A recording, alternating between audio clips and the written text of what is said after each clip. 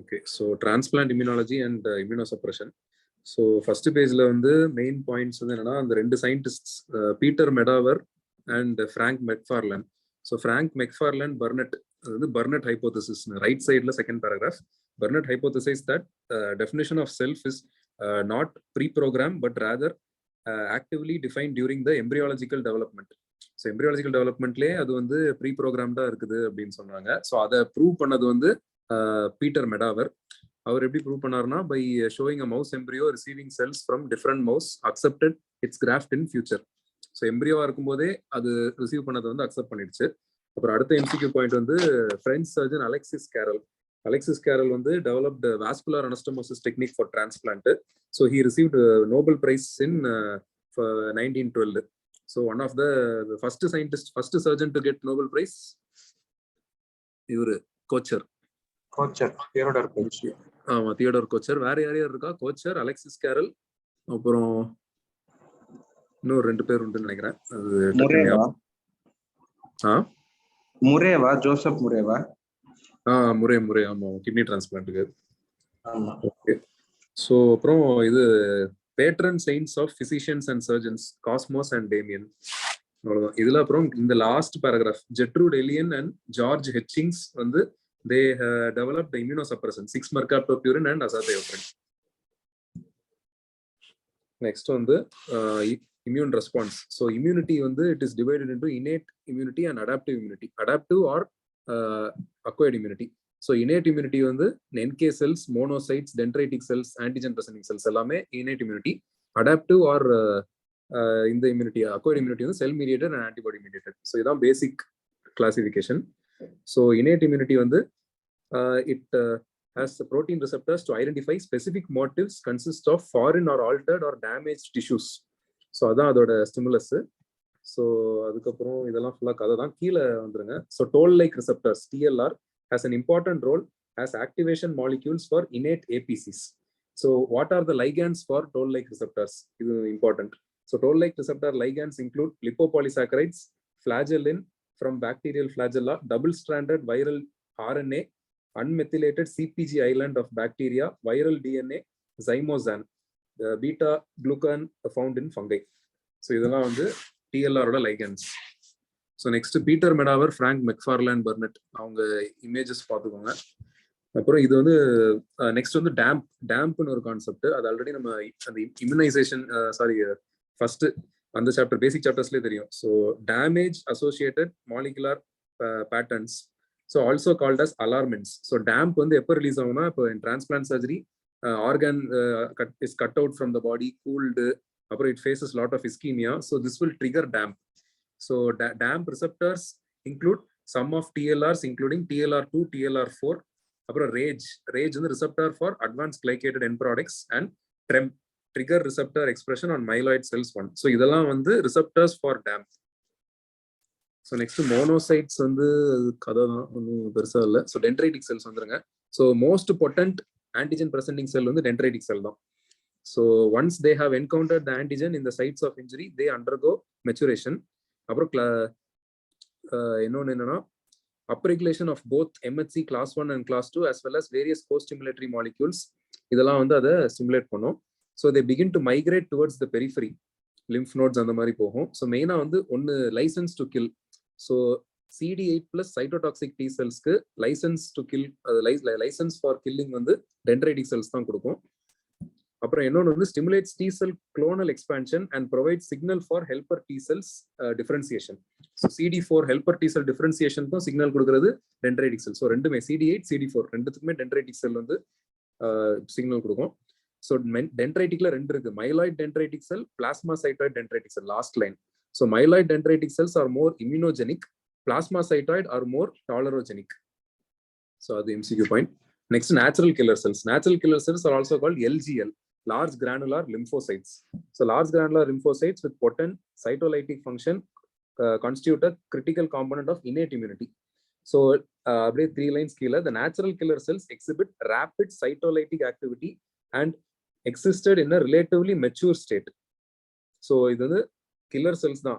அதான் அதுலேயே இன்னும் ரேப்பிடா சைட்டோலைட்டிக் ஆக்டிவிட்டி எல்லாம் இருக்கும். So NK cells lies the cell targets that lack the expression of self MHC class 1. So இது important MCQ. So எந்த செல்ஸ்ல வந்து MHC class 1 இருக்காது அப்படின்னா cancer, tumor cells or infection, viral infection. So these cells will be missing MHC class 1. இது பேர் தான் missing self hypothesis. So class 1 MHC missing இருந்துச்சுன்னா NK cells வந்து அட்டாக் பண்ணிரும். ஸோ இன்னொன்று இப்போ கில்லர் இன்ஹிபிட்டரி ரிசெப்டர்ஸ்னு கொஞ்சம் இருக்கு. ஸோ NK cells வந்து நம்ம செல்ஃப் செல்ஸ் அட்டாக் பண்ணாமல் இருக்கிறதுக்கு these molecules function to deliver inhibitory signals which bind to class 1 MHC molecule and prevent NK cells from mediating cytolysis. So NK cells plays an important role in immune response after bone marrow transplant and xenotransplant. So that's important. Xenotransplant, bone marrow transplant, NK cell important role play பண்ணும். So acquired immunity ல வந்து first cell mediated பத்தி பார்க்குறோம். T cells and B cells. So epitope என்ன எல்லாருக்கும் தெரியும். It is the portion of the antigen. So ஆன்டிஜன்ல இருக்கிற ஆன்டிஜன் ப்ரெசென்டிங் சைட் தான் வந்து எபிடோப். ஸோ அதுதான் வந்து மற்ற ஆன்டிஜன் ப்ரெசென்டிங் செல்ஸ் எல்லாத்தையும் வந்து அட்ராக்ட் பண்ணும். ஸோ நெக்ஸ்ட் வந்து வேற எதுவும் பெருசா பாயிண்ட் இல்லை. ஸோ பி செல்ஸ் வந்து அது வந்து it can recognise the antigen without being specifically prepared. ஆனால் டி செல்ஸ் வந்து it needs preparation for the antigens to get இது for detecting the antigens. So அது ஒரு டிஃபரன்ஸ் டி செல்ஸ்க்கும் பி செல்ஸ்க்கும். ஸோ நெக்ஸ்ட் எம்ஹெச்சி வந்து அந்த 6th குரோமோசோம் அது தெரிஞ்ச பாயிண்ட் தான். ஸோ மவுஸ்ல வந்து H2 லோக்கஸ் அதுல இருக்கும். அப்புறம் வந்து it plays an important role in both innate and acquired immunity. அப்புறம் லாஸ்டா கிளாஸ் 1 வந்து CD8+ சைட்டோடாக்சிக் டி செல் கூட பைண்ட் ஆகும். கிளாஸ் 2 வந்து ஹெல்பர் டி செல் CD4+ கூட பைண்ட் ஆகும். ஸோ நெக்ஸ்ட் அந்த அடுத்த பேஜ்ல இருக்க அந்த டயக்ராம் ரொம்ப important. So MHC class 2 class 1 class 1 வந்து ஏபிசி, கிளாஸ் 2ல வந்து டிபி டிக்யூ டிஆர் இருக்கு. எக்ஸ்ட்ராவா என்னென்ன இருக்குன்றது தான் இம்பார்ட்டன்ட். ஸோ டிஎம்னு ஒன்று இருக்கு. அப்புறம் புரோட்டியோசோம் ஜீன்ஸ் வந்து டேப் LMP2 LMP7 அப்புறம் tape 1 tape 2.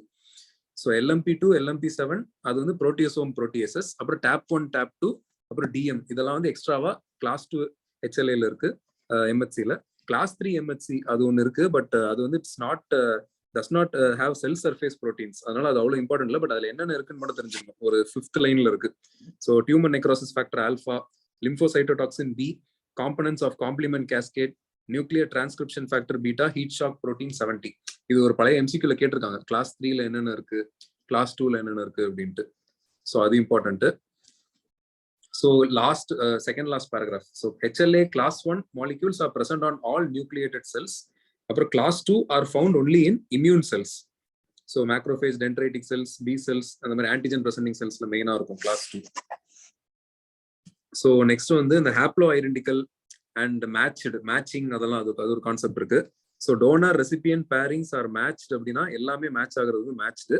Half of the லோக்கை வந்து மேட்ச்டா இருந்துச்சுன்னா ஹாப்ளோ ஐடென்டிக்கல்னு சொல்லுவாங்க. அப்புறம் இந்த பெர்சன்டேஜ் இம்பார்ட்டன்ட். ஸோ 100% எப்படி பிரிக்கிறாங்கன்னா 25% will be always be matched, 25% வந்து ஆல்வேஸ் நான் ஐடென்டிக்கல், 50% வந்து haploidentical. So half of the இது மேட்ச் ஆகுறது 50% டைம் நடக்கும். மீதி 25 வந்து full matching or no matching at all. அப்புறம் each class 1 molecule encodes a single polymeric gene that is combined with non polymorphic protein β2 microglobulin. அது இந்த இமேஜ்ல உங்களுக்கு தெரியும். ஸோ கிளாஸ் 1ல α1 α2 α3 அப்புறம் β2 மைக்ரோகுளோபுலின் இருக்கும். கிளாஸ் 2ல α1 α2 β1 β2 அந்த மாதிரி இருக்கும். So next MHC class 1. Class 1ல அதான் இப்போ சொன்னதுதான். அப்புறம் முக்கியமா கன்ஃபியூஸ் ஆகிற பாயிண்ட் புரோட்டீன் பைண்டிங் கிளெஃப்ட் எங்க இருக்குது அப்படின்ட்டு. ஸோ கிளாஸ் 1ல பிட்வீன் α1 அண்ட் α2, கிளாஸ் 2ல பிட்வீன் α1 அண்ட் β1. ஸோ இது எப்படி ஞாபகம் வச்சுக்கலாம்னா எம்ஹெச்சி கிளாஸ் 1 அதுல வந்து ஒரு டைப் ஆஃப் இதுதான் இருக்கும், ஆல்ஃபா மட்டும் தான் இருக்கும். பீட்டா வந்து β2 மைக்ரோகுளோபுலின் தான் இருக்கும். பட் கிளாஸ் 2ல வந்து ஆல்ஃபா செயினும் இருக்கு, பீட்டா செயினும் இருக்கு. ஸோ கிளாஸ் 2ல வந்து the peptide binding site will be between the two chains, α1 and β1 chain. இதுல வந்து ஒரே ஆல்ஃபா மட்டும் தான் இருக்கறனால between α1 and α2 chain. ஸோ அப்படி ஞாபகம் வச்சுக்கலாம். ஓகே. ஸோ வேற அப்புறம் இன்னொன்று வந்து IG லைக் டொமைன். ஸோ அந்த கிளாஸ் 1ல அந்த ஃபர்ஸ்ட் பேராகிராஃப்ல last 3 lines. So IG like domain வந்து அதுதான் இப்போ நம்ம ஆல்ரெடி பார்த்தோம். Class 1 will bind to CD8, class 2 will bind to CD4. இந்த கிளாஸ் 1ல CD8 கூட எது பைண்ட் பண்ண வைக்கும் அப்படின்னா இந்த IG லைக் டொமைன். ஸோ அது வந்து எதுன்னு பார்த்தீங்கன்னா α3. So α3 which is the domain closest to the membrane. இந்த இமேஜ்ல பார்த்தாலே தெரியும் α3யோட லெக் தான் அந்த டிரான்ஸ் மெம்பரேனா உள்ள போகுது. ஸோ அதுதான் will interact with CD8 molecule on the T cell. அதே மாதிரி இதுக்கு கிளாஸ் 2க்கு வந்து எது CD4 கூட ஆக்ட் ஆகும், அது வந்து the beta 2 domain. beta 2 domain is involved in binding of class 4. So அதான் நீங்க டிஃபரன்ஷியேட் பண்ணிக்க வேண்டியது. ஸோ கிளாஸ் 1ல alpha 3 will bind with CD8, class 2ல beta 2 will bind with CD4. So அதான் இதுல கொஞ்சம் salient points. வேற கிளாஸ் 2ல DR, DP, DQ அதெல்லாம், அப்புறம் பெப்டைட் பைண்டிங் சைட் எது பார்த்துட்டோம். ஸோ உள்ள நெக்ஸ்ட் கிளாஸ் 2ல இன்வேரியன்ட் செயின் ஒன்று இருக்கு. ஸோ இன்வேரியன்ட் செயின் வந்து என்னன்னா, அது வந்து ஒரு செல்ஃப்க்கு அகேன்ஸ்டா ஆக்ட் ஆகாம இருக்கிறதுக்கு ஒரு ப்ரொடெக்ஷன் மாதிரி. ஸோ அது என்ன பண்ணோம்னா, அது வந்து கவர் பண்ணிக்கும் கிளாஸ் 2 MHC மாலிக்யூல. ஸோ கவர் பண்ணி என்ன பண்ணோம்னா, class 2 molecule assembly requires association of both alpha beta chains in combination with a temporary protein called invariant chain. So in the invariant chain, the third protein covers the peptide binding group until the class 2 molecule is out of the endoplasmic reticulum and in sequence with the endosome. So proteins வந்து engulf பண்ணி antibodies அந்த antigens எல்லாம் endosome ல கொடுக்கும். So endosome-க்கு அந்த MHC class 2 வரது வரைக்கும் இந்த invariant chain தான் வந்து அதை வந்து கவர் பண்ணிட்டு இருக்கோம். ஸோ ஒன்ஸ் அது ஆன்டிஜன் கிட்ட வந்துருச்சுன்னா இன்வேரியன்ட் செயின் கவர் பண்றதை ஸ்டாப் பண்ணும். ஸோ அது போனதுக்கு அப்புறமா இது ஆக்ட் ஆக ஆரம்பிச்சிடும். ஸோ அதுதான் ஒன்று இன்வேரியன்ட் செயின் ஒரு பாயிண்ட். ஸோ நெக்ஸ்ட் எல்லாம் தெரிஞ்ச பாயிண்ட் தான். 1 வந்து 8 கூட, 2 வந்து 4 கூட பைண்ட் ஆகும், CD4 கூட. நெக்ஸ்ட் அப்படியே அடுத்த பேஜ் வந்துருங்க. So HLA typing implication and transfer. So இது வரைக்கும் ஓகேவா? ஃபாலோ பண்ண முடியுதா? இல்லை புக்ல பாயிண்ட்ஸ் பார்க்க முடியுதா? ஓகே. ஓகே. ஸோ நெக்ஸ்ட் வந்து HLA antigen typing implications for transplant. So இதுல வந்து என்னென்ன டைப்பிங் யூஸ் பண்ணுவாங்க அப்படியே அடுத்த பேராகிராஃப் வந்துருங்க. அதுல ஹிஸ்டாரிக்கலா முன்னாடி என்ன யூஸ் பண்ணிட்டு இருந்தாங்கன்னா, லிம்போசைட்டோடாக்சின் அசே அண்ட் மிக்ஸ்டு லிம்போசைட் ரியாக்ஷன், இது ரெண்டு தான் யூஸ் பண்ணிட்டு இருந்தாங்க. அதுல இந்த மிக்ஸ்டு லிம்போசைட் ரியாக்ஷனா நம்ம சீரோலாஜிக்கல் ரியாக்ஷன் மாதிரி தான். ஆன்டிபாடி ஆல்ரெடி MHCக்கு அகேன்ஸ்டா ஆன்டிபாடி இருக்கிற சொல்யூஷன்ல நம்ம பேஷண்டோட இது பண்ணுவாங்க. ஸோ அதுல வந்து மிக்சிங் நடந்துச்சு அப்படின்னா பேஷண்ட் ஆல்ரெடி ஹேஸ் ஆன்டிபாடிஸ் அப்படின்னு கண்டுபிடிப்பாங்க. ஸோ இப்போ அது என்ன பிரச்சனை, it will take several days to complete. So அதனால இப்போ வந்து அது யூஸ் பண்றது இல்லை. ஸோ மெயினா இப்போ என்ன யூஸ் பண்றாங்க மாடர்ன் டைம்ஸ்ல வந்து it has been supplanted by modern techniques. ஏதோ last line restriction fragment length polymorphism RFLP, oligonucleotide hybridization, polymorphism specific amplification using PCR. So class 1க்கு என்ன யூஸ் பண்றாங்க, கிளாஸ் 2க்கு என்ன யூஸ் பண்றாங்க. கிளாஸ் 1க்கு சீரோலாஜிக்கல் டெக்னிக்ஸ் தான் யூஸ் பண்றாங்க, கிளாஸ் 2க்கு வந்து PCR. ஸோ அதான் இப்போ மோஸ்ட் காமன்லி டன். அப்புறம் இன்னொரு பாயிண்ட் இந்த மேல பாத்தீங்கன்னா எங்க இருக்கு சொன்னது, சொன்னீங்க ஒலிகோ. அது வந்து இந்த லாஸ்ட்ல வருது பாரு, அதாவது பேஜ் இல்லாட்டி இங்க பாரு 579ல ஃபர்ஸ்ட் ஒரு 3-4 லைன்ஸ்ல அந்த டயக்ராம்க்கு அப்படியே கீழே. Okay okay okay.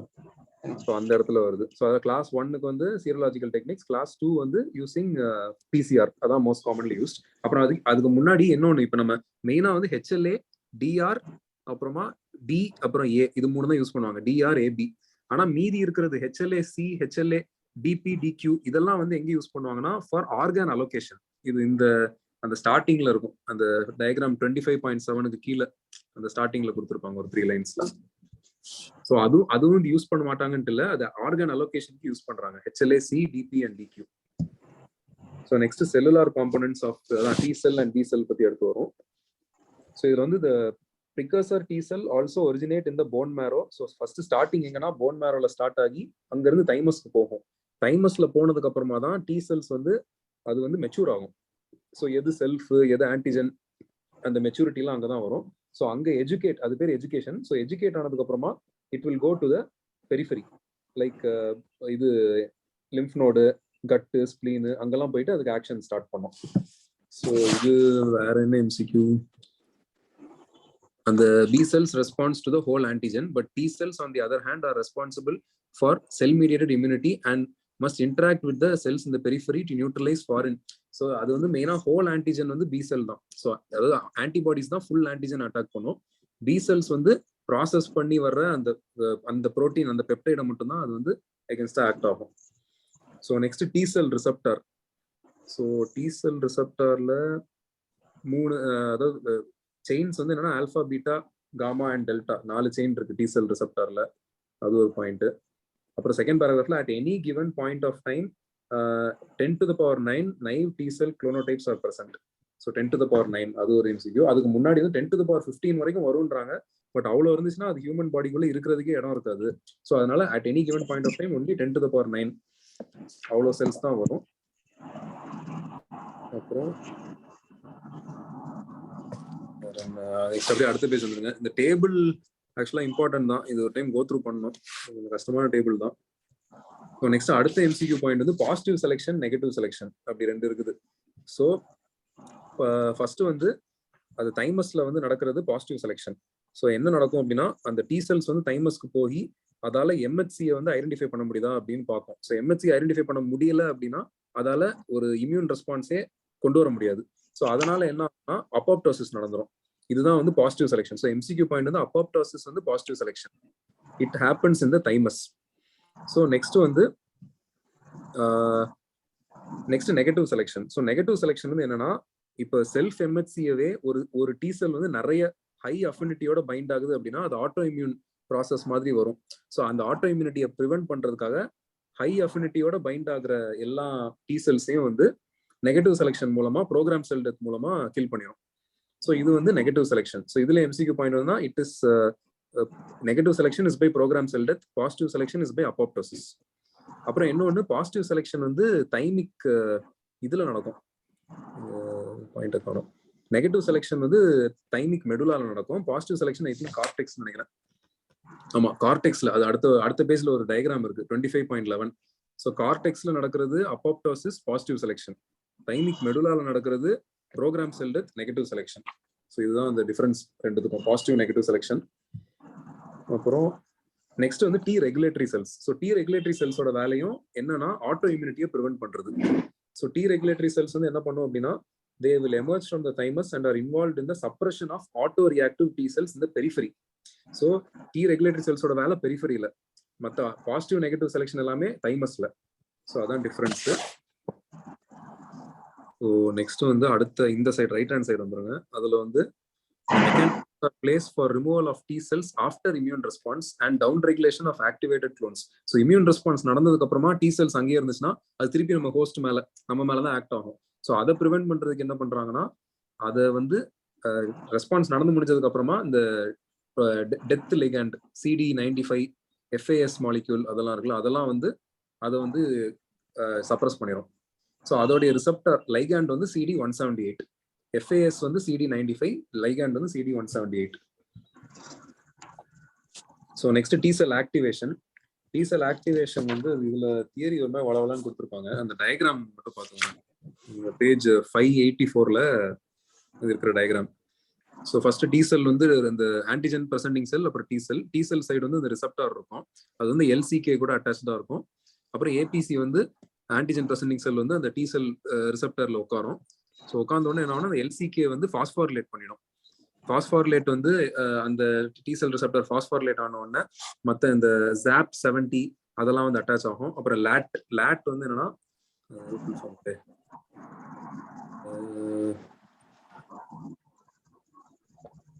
Late molecule அது கூட தான் மற்ற எல்லாமே வந்து ஜாயின் ஆகும். இந்த பாஸ்போலைபேஸ் C அதெல்லாம் வந்து activation of MAPK pathway. So RAS and MAPK pathway மூலமா ஆக்டிவேட் ஆகி தான் டி செல் ரிசப்டர் வந்து ஆக்டிவேட் ஆகும். ஸோ உள்ள ஒரு MCQ பாயிண்ட் வந்து என்னன்னா இந்த 583ல first paragraph. So protein kinases include P56 LCK on CD4 and CD80. அப்புறம் P59 FIN and ZAP70 are associated with CD3. So CD3 கூட ZAP70 and P59 FIN, CD8 CD4 கூட P56 LCK. So அது வந்து எது கூட அப்படின்றது அது பார்த்துக்கோங்க. அப்புறம் வேற எதுவும் ஸ்பெசிஃபிக்கா பாயிண்ட் இல்லை. அப்புறம் இந்த டயக்ராம் பார்த்துக்கோங்க மேல, இந்த positive selection negative selection diagram.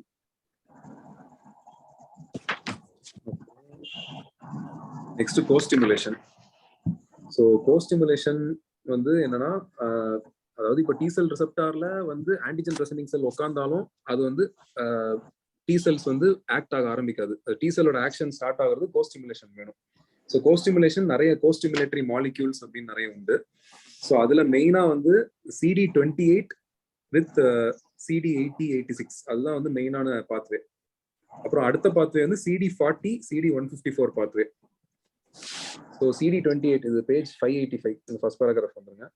So CD80 presence on T cells and B7 molecules CD80 and CD86.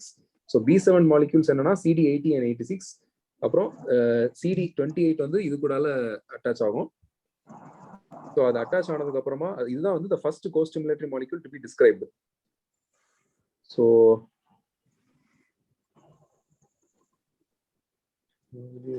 So CD28 is expressed constitutively on most T cells, whereas expression of CD80 and 86 is restricted to professional APCs such as dendritic cells, monocytes, macrophages. So professional APCs மட்டும் தான் CD80, 86 இருக்கும். அப்புறம் another ligand for CD80, 86 is CTLA. So இது ரொம்ப important. So CTLA அதாவது CD152 இந்த molecule வந்து CD80 and 86 அது வந்து CD28 கூட கம்பீட் பண்ணி அதுக்கு வந்து 20 times greater affinity than CD28. So அதனால இதை வச்சே அவங்க வந்து ட்ரக் டெவலப் பண்ணுவாங்க. ஸோ இந்த CTLA வந்து இன்னபிட் இது ஆக்டிவேட் பண்ற மாதிரி ட்ரக்ஸ் டெவலப் பண்ணுவாங்க. இதுக்கு இந்த ஆட்டோ இம்யூன் CTLA ஆன்டகோனிஸ்ட் பெலாட்டாசெப்ட்னு நினைக்கிறேன். பெலாட்டாசெப்ட் தானே யோகேஷ்? இந்த ஆன்டி CTLA4. ஆமா. ஸோ பெலாட்டாசெப்ட் அது வந்து என்ன பண்ணுவோம்னா இன்னும் 10 to 20 times affinity அதிகமா இந்த CD80 and 86 கூட ஆக்ட் ஆகி மெயினா வந்து இது என்ன பண்ணும் அப்படின்னா ஆட்டோ இம்யூனிட்டி வந்து ப்ரிவென்ட் பண்ணும். அபாட்டாசெப்ட் வரும். இங்க அபாட்டாசெப்ட் கொடுத்திருக்காங்க. அதான் CTLA4 இம்யூனோகுளோபுலின். ஸோ அது அவ்வளோ ஹை அஃபினிட்டி கூட போய் இந்த CD80, 86 கூட பைண்ட் பண்ணி அது வந்து இது பண்ணும். ஸோ செகண்ட் ஜெனரேஷன் தான் வந்து belatacept has been tested and approved in 2011. So இது வந்து CD28 and CD80, 86 பத்தினது. அப்புறம் நெக்ஸ்ட் வந்து CD40 and CD154. இதுல அந்த ஒரே ஒரு பாயிண்ட் ஞாபகம் வச்சுக்கோங்க. ஹைப்பர் IgM syndrome கூட it has been observed and results from mutational defect in the gene encoding CD154. அப்புறம் நெக்ஸ்ட் வந்து B cell activation and proliferation. இது வந்து it's a very critical signal. அந்த கீழ இருந்து ஒரு 5வது லைன் லாஸ்ட் பேராகிராஃப்ல. So critical signal for B cell activation and proliferation. So next வந்து ICOS ligand னு இருக்கு அடுத்து 587 பேஜ்ல. ICOS வந்து CD278 inducible co-stimulator. It is a CD28 superfamily expressed on activated T cells and ligand வந்து CD275.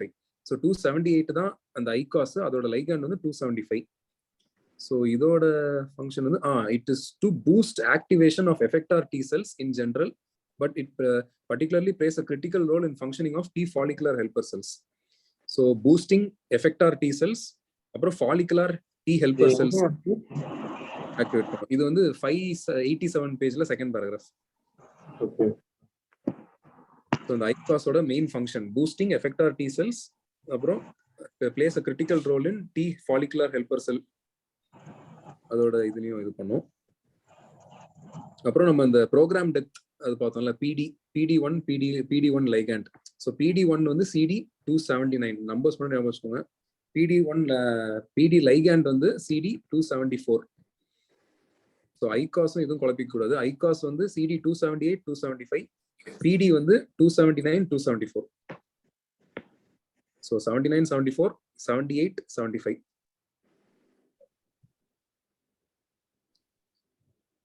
Next வந்து இன்னொன்று வந்து விஸ்டா அப்படின்னு இருக்கு. மோர் recently co-inhibitory molecule PD1H known as VISTA, V domain immunoglobulin suppressor of T cell activation, and BT lymphocyte associated BTLA have joined the list. So இதெல்லாம் வந்து அந்த program டெத்துக்கு வந்து கூட அசோசியேட் ஆகும், விஸ்டா அண்ட் BTLA. நெக்ஸ்ட் வந்து அடுத்தபடி கீழே வாங்க. Selectins, integrins. So adhesion molecules, selectins and integrins. So selectin family of adhesion molecule is responsible for rolling the initial attachment of leukocyte to vascular endothelial cells. So initial attachment வந்து selectins தான். So initially attach ஆனதுக்கு அப்புறமா adhesionக்கு வந்து it's mediated by integrin. So initial attachment selectin, adhesion is mediated by integrins. செலக்டின்ஸ்ல types இருக்கு. P selectin on platelets, L selectin on leucocyte, E selectin on endothelium. So ரோலிங்க்கு வந்து selectin, அதாவது போய் attach ஆகுறது. அப்புறம் அடரண்ட் ஆகுறது வந்து இன்டெகிரன்ஸ். ஸோ நெக்ஸ்ட் வந்து டி செல் எஃபெக்டார் ஃபங்க்ஷன்ஸ். இதுல என்ன பாயிண்ட்? இதுல ஆக்சுவலா எல்லாம் ஆல்ரெடி தெரிஞ்ச பாயிண்ட் தான் சொல்லுவாங்க. CD8 வந்து கிளாஸ் 1 MHC கூட பைண்ட் ஆகும். அப்புறம் CD4 வந்து கிளாஸ் 2 கூட பைண்ட் ஆகும், அது சொல்லியிருக்கோம். அப்புறமா அதுல அந்த லாஸ்ட் பேராகிராஃப் அப்படியே வந்துருங்க. After activation of CD4+ T cells, it initially plays a critical role in the expansion of immune response. So CD4+ வந்து டைரக்டா போய் எதையும் அட்டாக் பண்ணாது. அது CD8 வந்து இன்னும் ஸ்ட்ரெங்தன் பண்ணும். அதே சமயம் இந்த இம்யூன் ரெஸ்பான்ஸை எக்ஸ்பேண்டும் பண்ணும். ஸோ அதுதான் சொல்லியிருப்பாங்க. அப்புறம் expression of specific costimulatory molecule and release of certain cytokines, licensing of CD8+. அது நம்ம டென்ட்ரைட்டிக் செல்லும் பண்ணும், இதுவும் பண்ணும்.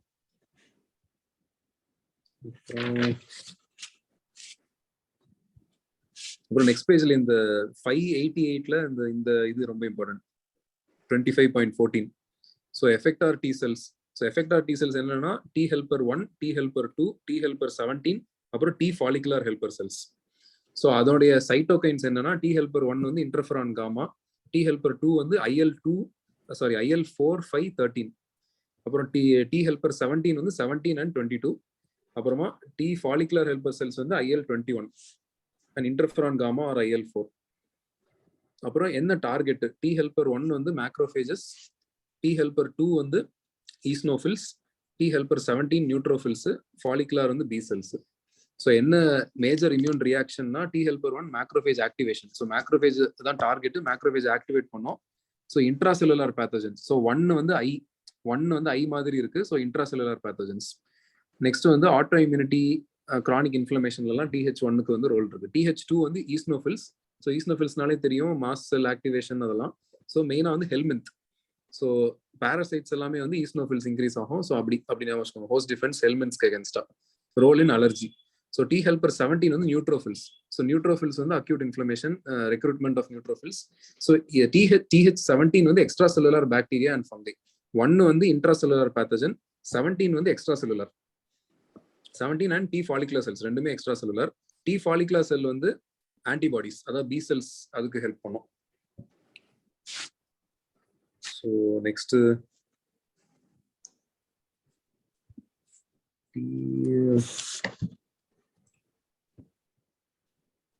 வேற என்ன இதுல? அப்புறம் சைட்டோகைன்ஸ்லயும் ஸ்பெசிபிக்கா பாயிண்ட் இல்ல. அது என்னென்ன டைப்ஸ் அப்படின்னு தான் சொல்லியிருப்பாங்க. அந்த சிசி எத்தனை இருக்கு, சிஎக்சி எவ்வளவு இருக்குது, அந்த மாதிரி. அப்புறம் B cell and antibody production. So இதுல வந்து மெயினா B cells are derived from bone marrow. So IL-17 produced by bone marrow stromal cells is the growth factor for pre-B cells. So IL-17 வந்து bone marrow B cells ஓட growth important.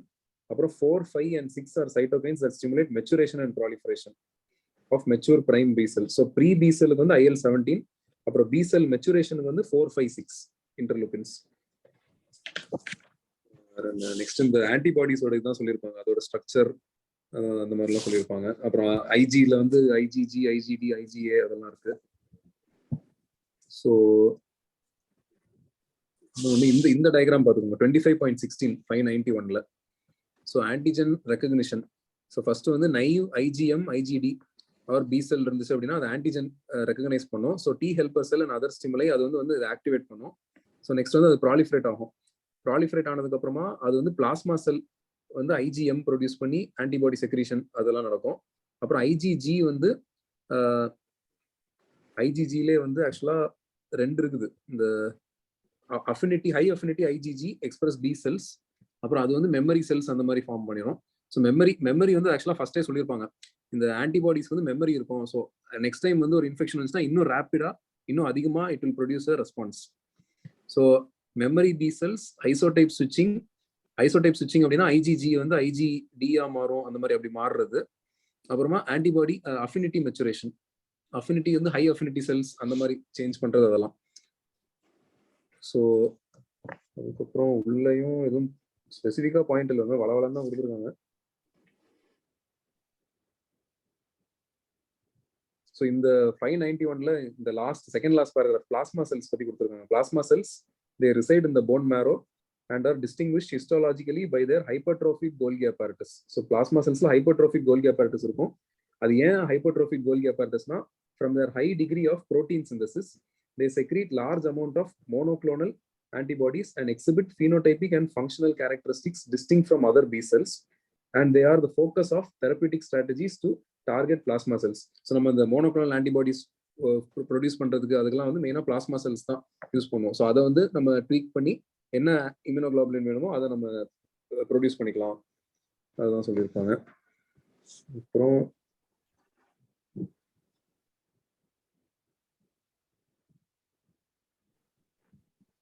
இந்த ஐசோடைப் ஸ்விட்சிங் பத்தி இந்த அதே பேஜ்ல லெஃப்ட் ஹேண்ட் சைட் இந்த last பேராகிராஃப்ல, so resting B cells that have not yet been exposed to antigen expresses IgD and IgM on their cell surface. So after interaction with antigen, the first isotype produces IgM, which is efficient at binding complement and facilitate phagocytosis or cell lysis. Further activation and differentiation of B cell occurs after interaction with CD4 plus T helper follicular cells. After B cells undergo isotype switching, which results in decrease in IgM titer and increase in IgG titer. So first produce ஆகுறது IgM, அப்புறமா IgG produce ஆகுது. அப்புறம் unlike T cell receptor, Ig loci undergo continued alteration of B cell stimulation to improve affinity and functionality of the secreted antibody. So அதனால IgG தான் நம்ம மெமரிக்கு சொல்லுவோம். Chronic இன்ஃபெக்ஷன்ல IgG இருக்கும்ல, ஸோ அதனால அது வந்து IgMலாம் போனதுக்கு அப்புறமா IgG ரொம்ப நாள் பெர்சிஸ்ட் ஆகும். So primed B cell may undergo further maturation within variable region that leads to increased affinity to antibody, termed somatic hypermutation. So அந்த மெமரி அதுதான் சொல்றாங்க. ஸோ அடுத்து டிரான்ஸ்பிளான்ட் இம்யூனிட்டி. ஸோ டிரான்ஸ்பிளான்ட் இம்யூனிட்டியில் ரிஜெக்ஷன்ல மெயினாக acute, hyper acute, acute, chronic 3 இருக்குது. So இதுல வந்து இந்த first kidney transplant Joseph Murray அது தெரியும். அப்புறம் இந்த சைக்ளோஸ்போரின் யாரு கண்டுபிடிச்சா, அது வந்து Jean Francois Borel discovered cyclosporine A, அந்த செகண்ட் லாஸ்ட் பேராகிராஃப் அதுல இருக்கு, அது ஒரு பாயிண்ட். ஸோ ரிஜெக்ஷன்ல ஹைப்பர் அக்யூட். ஸோ என்னென்ன ரிஜெக்ஷன்ல என்னென்ன செல்ஸ் வந்து மெயினா மீடியேட் பண்ணும். ஸோ ஹைப்பர் அக்யூட் ரிஜெக்ஷன் வந்து நமக்கு தெரியும் preformed antibodies. So it occurs from minutes to days. It is primarily mediated by preformed antibodies. So acute rejection வந்து T cells, most commonly produce by T cells. அப்புறம் accompanied by acquired antibody response. அப்புறம் main thing வந்து என்னன்னா acute rejection மட்டும்தான் it is reversible. Hyper acute, chronic ரெண்டுமே irreversible. So acute rejection வந்து ரொம்ப important. அது வந்து நம்ம சீக்கிரமா டிடெக்ட் பண்ணி நம்ம உடனே ட்ரீட் பண்ணணும் அக்யூட் ரிஜெக்ஷனை. கிரானிக் வந்து from long term allograft loss, indolent fibrotic change, அதெல்லாம் okay. Both B cells and T cells ரெண்டுமே. So it is untreatable. அது வந்துச்சுன்னா நம்ம திருப்பி ரீட்ரான்ஸ்பிளான்ட் அந்த மாதிரி தான் பண்ணணும்.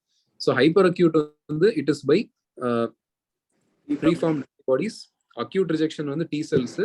Chronic rejections both B cells and T cells. அப்போ டைம் ஃப்ரேம் தெரியும். Up to 6 months acute rejection, 6 monthsக்கு மேலனா chronic rejection. So first hyper acute rejection பத்தி சொல்றாங்க. ஸோ அது என்ன சொல்றாங்கன்னா, it is untreatable but it is universally avoidable. கரெக்டாக நம்ம கிராஸ் மேட்சிங் பண்ணால் அவாய்ட் பண்ணிக்கலாம். அப்புறமா so prior transplantation, any blood transfusion, pregnancy also result from prior antigen exposure. So இந்த கண்டிஷன்ஸ்ல நம்ம கேர்ஃபுல்லா இருக்கணும். ஹைப்பர் அக்யூட் ரிஜெக்ஷன் வரதுக்கு சான்ஸ் இருக்கு. அப்புறம் இன்னொன்னு காம்ப்ளிமெண்ட் மீடியேட்டட் லைசிஸ். அதாவது இது பெய்லிக்கும் சாபிஸ்டனுக்கும் இது வேற ஒரு டிஃபரன்ஸ். அவங்க காம்ப்ளிமெண்ட் மீடியேட்டட் வந்து பெய்லியில அக்யூட் ரிஜெக்ஷன் தான் சொல்லியிருப்பாங்க. பட் இங்க சாபிஸ்டன்ல ஹைப்பர் அக்யூட் ரிஜெக்ஷன்ல காம்ப்ளிமெண்ட் மீடியேட்டட் லைசிஸ் சொல்லியிருக்காங்க. ஸோ பெய்லியே ஃபாலோ பண்ணலாம். ஸோ அக்யூட் ரிஜெக்ஷன் வந்து T cell mediated and complement mediated. அந்த CD4 காம்ப்ளிமெண்ட் அது வந்து பெய்லியில ஒரு டயக்ராமே கொடுத்துருப்பாங்க. அப்புறம் நெக்ஸ்ட் ஸோ அந்த முன்னாடியே பார்த்த பாயிண்ட் தான். MHC கிளாஸ் 1 டைப்பிங் வந்து லிம்போசைட்டோடாக்சிக் சீரம் அசே வச்சு பண்ணுவாங்க. கிளாஸ் 2 வந்து PCR வச்சு பண்ணுவாங்க. ஸோ அப்புறம் PRA அசேன்னு ஒன்று இருக்கு, பேனல் ரியாக்டிவ் ஆன்டிபாடி அசே. அது வந்து அது ஸ்கோர் வந்து 0 to 100% வரைக்கும் இருக்கும். So 0% non-sensitized patient, 100% highly sensitized patient. So 0% இருக்கிறவங்களுக்கு hyperacute rejection வராது, 100% இருக்கிறவங்களுக்கு 100% வந்துரும் அப்படி ஞாபகம் வச்சுக்கோங்க. So next வந்து acute rejection. Acute rejection வந்து of the 3 types of rejection, only acute rejection can be successfully reversed. அப்புறம் T cell mediated, அப்புறம் இன்னொன்னு antibody mediated வரும்ன்றாங்க. அப்புறம் next it occurs within first 6 months. அப்புறம் 2 type of response இருக்கு, direct and indirect allo response அப்படின்ட்டு. So அது வந்து ஒரு டயக்ராம்ல கொடுத்துருப்பாங்க, அந்த அடுத்து 596ல direct and indirect. So first one வந்து டைரக்ட். ஸோ எப்படின்னா டோனாரோட டென்ட்ரைட்டிக் செல் வரும். ஸோ டோனார் டென்ட்ரைட்டிக் செல் வந்து ஆக்சுவலாக இது கொஞ்சம் குழப்பம். டோனார் டென்ட்ரைட்டிக் செல் இன்வால்வ் ஆகுறது டைரக்ட், ரெசிபியண்டோட டென்ட்ரைட்டிக் செல் இன்வால்வ் ஆகுறது இன்டைரக்ட். அதுதான் மெயின் டிஃபரன்ஸ், மற்றபடி ஆல்மோஸ்ட் எல்லாம் சேம் தான்.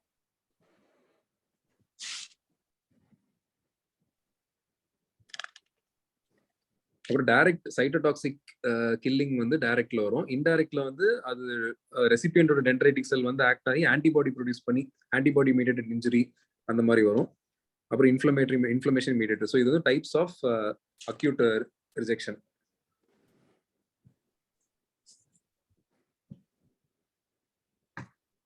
ஸோ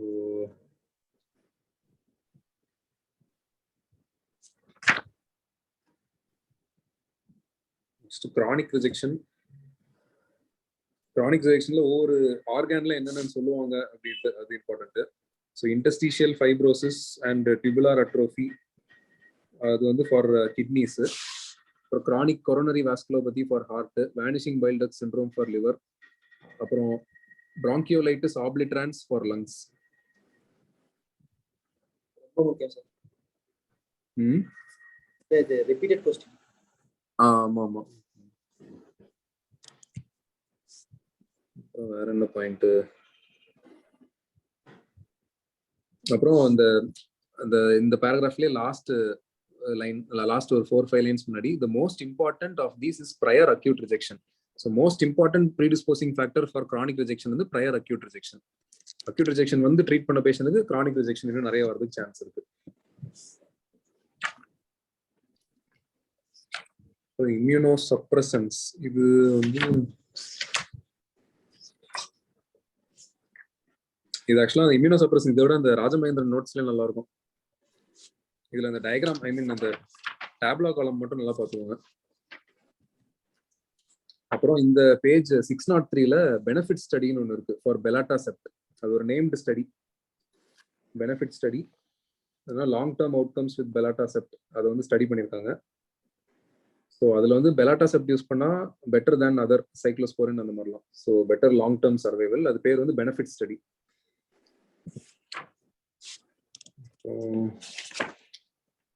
அது வந்து அந்த பவர் பாயிண்ட்லேயே நல்லா இருக்கும். ஸோ இதில் ரொம்ப ஒரு மாதிரி டீப்பாக உள்ள போனால் தலை சுற்றிடும்.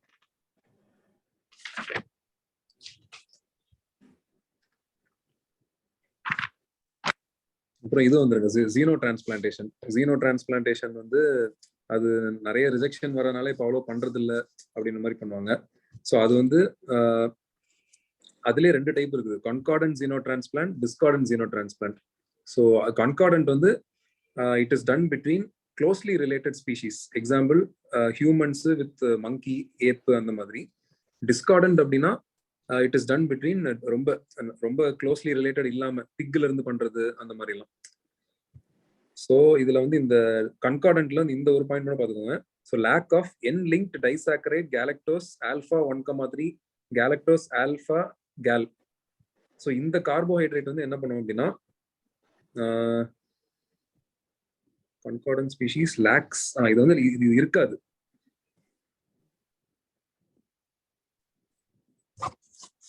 The point politics. So concurrent species lack galactosal transfers.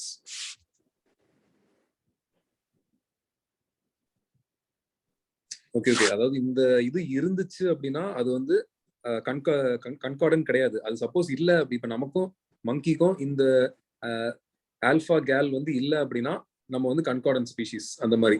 அதே இது இப்ப பிக்குக்கு வந்து இருக்கும். அதான் வந்து இதுல வந்து ஆல்பா கேல் எக்ஸ்பிரஷன் கொடுத்துருக்காங்க டிஸ்கார்டன்ட்ல. சோ அந்த ஆல்பா கேல் எக்ஸ்பிரஷன் இருந்துச்சுன்னா அந்த 2 ஸ்பீஷீஸ் வந்து டிஸ்கார்டன்ட் ஸ்பீஷீஸ். ஓகே, அது ஒண்ணுதான் மெயின் இதுல ஒரு பாயிண்ட். அப்புறம் இப்ப ரீசன்ட் அட்வான்ஸ் வந்து என்ன பண்ணிருக்காங்கன்னா, பிக்கே வந்து ஜெனட்டிக் இன்ஜினியரிங் பண்ணி டிரான்ஸ்ஜெனிக் பிக் எல்லாம் கொண்டு வந்திருக்காங்க. ஸோ டிரான்ஸ்ஜெனிக் பிக் வந்து அது வந்து ரொம்ப நமக்கு இந்த ரிஜெக்ஷன் இருக்காது. ஸோ தே ஹேவ் டெவலப்ட் இந்த alpha gal. So eliminating the alpha gal expression. So alpha gal expression eliminate பண்ணி அதை டிஸ்கார்டன்ட் இருக்கிற அந்த அனிமலை வந்து கன்கார்டண்டா மாத்துறாங்க. ஸோ அது ஒரு பாயிண்ட். மெயினா இந்த ஆல்பா கேல் அது மட்டும் தான் point. So next islet transplant, அது இந்த தெரிஞ்சது தான். ஸோ ஃபர்ஸ்ட் இந்த எட்மண்டன்ல பண்ணாங்க, எட்மண்டன் ப்ரோட்டோகால். ஸோ என்ன கொடுப்பாங்கன்னா, the principal change was development of a steroid-free immunosuppressive protocol composed of tacrolimus, sirolimus, and daclizumab. So இதான் வந்து எட்மண்டன் ப்ரோட்டோகால். ஏன்னா ஸ்டீராய்ட் ப்ரோட்டோகால் கொடுத்தா அது ஆல்ரெடி நம்ம டயபெட்டிஸ் தான் பண்றோம், இன்னும் அது அக்ரவேட் ஆயிரும். அதனால அதுக்கு பதிலாக டாக்ரோலிமஸ், சிரோலிமஸ், டாக்லிசுமேப் யூஸ் பண்றாங்க. Steroid free immunosuppression protocol. So அது ஒன்று எட்மண்டன் ப்ரோட்டோகால் இம்பார்ட்டன்ட். ஆனா less promising long term results. Okay, அது எங்க சார் இருக்குது? அது வந்து இந்த ஐலட் செல் டிரான்ஸ்பிளான்டேஷன் அந்த ஃபர்ஸ்ட் பேராகிராஃப்ல ஒரு 10th லைன்ல இருக்கு. In 2000 a group from Edmonton. So the principal change was the development of a steroid free immunosuppression protocol composed of low dose tacrolimus, sirolimus, daclizumab.